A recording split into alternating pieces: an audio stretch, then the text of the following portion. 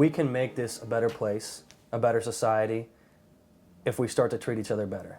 The core concept behind that principle is really respect, I think.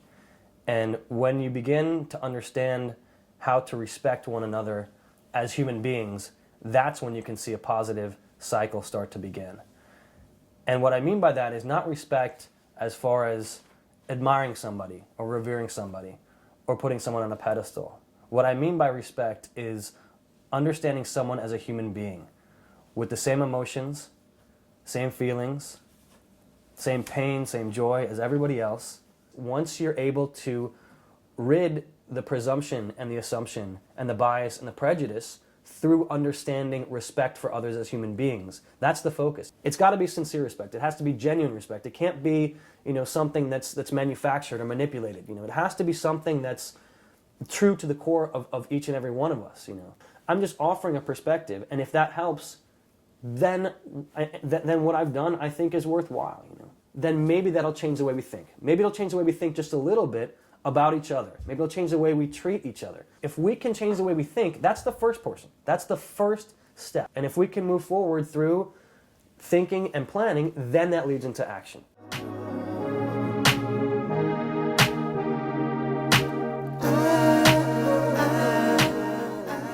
As human beings, I think we feel that. When you receive a positive, you want to give a positive back.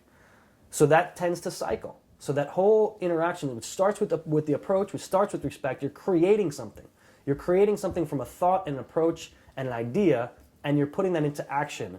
And so it cycles and cycles until, you have created a bond, right? And you've created a bond with that other individual or those other individuals, and then you're able to see, what the strength of that phenomenon is. And as that bond strengthens, through positive interaction, that's when you create lasting ties that can last a lifetime, right?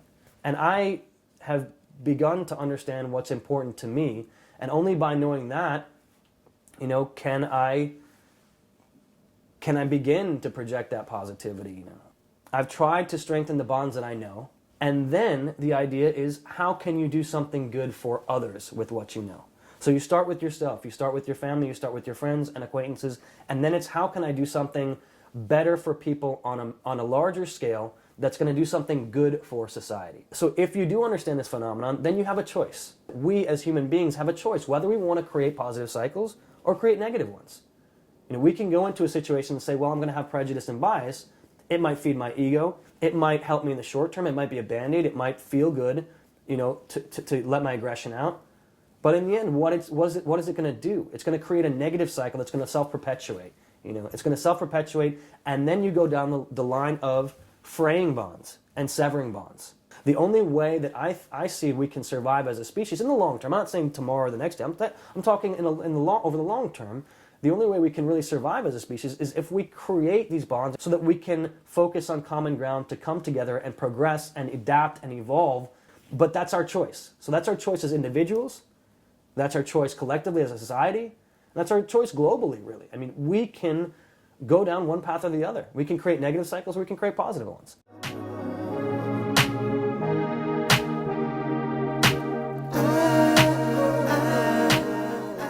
I tend to see human beings as generally good at heart, And that means that, I think we have common interest from the beginning. From the beginning, we want to have harmony. We want to have peace. We want to have togetherness.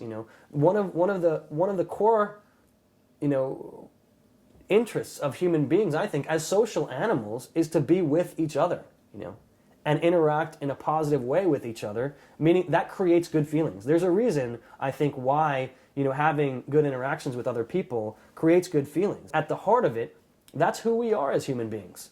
That's part of our ingrained nature. So that's why I say that, we have common human interests, we have common ground, we have common goals, all of this is common to us, from the beginning. When we have divergent interests, that creates rifts, that creates conflict, that creates, ill will, right? How do those interests diverge? And do they really diverge? That's the biggest question, is do those interests really diverge? Do we have interests that are different than another? Fundamentally. And I'm saying, at the core of who we are, we don't. At the core, we have commonalities. At the core, we have common human interest and common goals. All of these All of these things that differentiate us have to do with what I would think are more human weaknesses than human strengths. So in the end, our core commonalities come from who we are as generally good beings.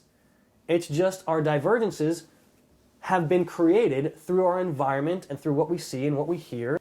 And I think if we can get back to our core strengths, then we can create these positive interactions and be better off as a society.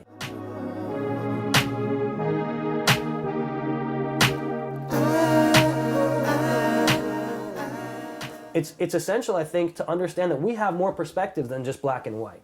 We are able to think as human beings on a higher level, so having that gift, we should utilize that. I think it's a shame and a waste that so much of our time is spent doing things that is contrary to using our talents and our gifts. If we can use what we've been given in the right way, in a good way, in a positive way, then we can start to affect change in a positive way. And a lot of this is aspirational. You're trying to understand, you're trying to learn, you're trying to do better and to be better. And I think it all comes down to an honest approach with yourself inevitably. Why you think the way you think, what drives you to think the way you think, and what are the repercussions of your thoughts and actions. Once you start to do that and have honesty with yourself, then you're able to have genuine and sincere interactions with others. How do I do something good with that knowledge? I think you want to start first with what you know. Then you can start to talk to people on an individual basis, people you don't even know, and you tend to have this, be on the same wavelength, with people. It's an interesting phenomenon that a lot of people, I think, take for granted. People know this, I think, they feel this, they see it all the time, but they kind of pass over it, I think, sometimes. And that's the beauty of this. This is a simple idea. Everybody can understand this simply because they are human beings. You don't need to have a graduate degree or an undergraduate degree even. You don't need to understand the workings of the world to understand this phenomenon, because we all experience it, because we're human beings, right?